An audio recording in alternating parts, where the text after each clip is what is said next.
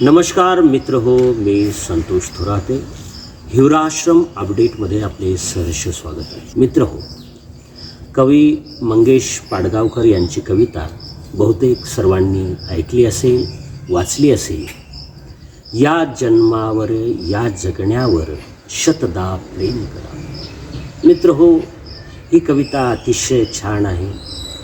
आपण जेव्हा ही कविता वाचाल तेव्हा ती पुन्हा पुन्हा वाचावीशी वाटेल, इतकी ही अर्थगर्भित अशी कविता आहे. जीवनाचं एकंदरीत सार सांगणारी ही कविता आहे. जीवन जगत असताना आपण किती सकारात्मक भावनेने जीवन जगलं पाहिजे.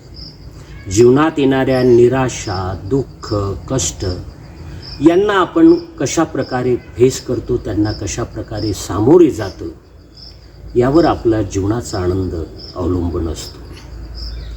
जीवन सहज मिळत नाही. असं म्हणतात की जीवन प्राप्त होण्यासाठी अनेक जन्माची पुण्याई लागते. मग अनेक जन्माची पुण्याई जर लाभत असेल तर आपण आपल्या जीवनात हा आनंद निर्माण केला पाहिजे. आपल्या सहवासात, संपर्कात येणाऱ्या प्रत्येक व्यक्तीला आपल्याला हा आनंद वाटता येतो का, हा विचार आपण नेहमी केला पाहिजे. आणि जीवनात येणाऱ्या समस्या, अडचणी प्रत्येकाच्या जीवनात येतात. मात्र त्या अडचणींना, संकटांना आपण घाबरून जायचं का? मुळीच नाही.